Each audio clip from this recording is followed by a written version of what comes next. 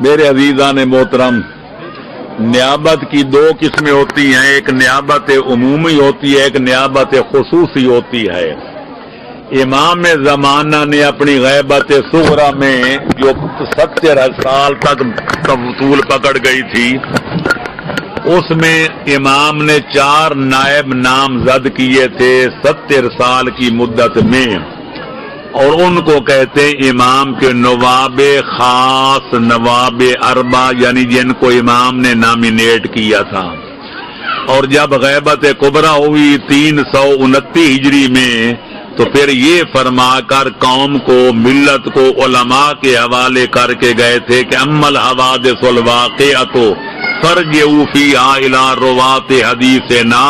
فإنہم حجتی علیکم وأنا حجت اللہ۔ فرمایا میری غیبت کبریٰ کے دور میں جو تمہیں مسئلے پیش آئیں، جو تمہیں الجھنیں پیش آئیں، جو تمہیں مشکلیں پیش آئیں، تو ان سے اس سلسلے میں میرے علوم کے عالموں کی طرف، میری روایتوں کے راویوں کی طرف، میرے حلال و حرام کے جاننے والوں کی طرف رجوع کرنا کہ وہ میری طرف سے تم پر حجت ہیں اور میں خدا کی طرف سے ان پر حجت ہوں۔ اس لیے علماء و مجتہدین کو ہم امام کا نائب کہتے ہیں، نیابت عمومی کے لحاظ سے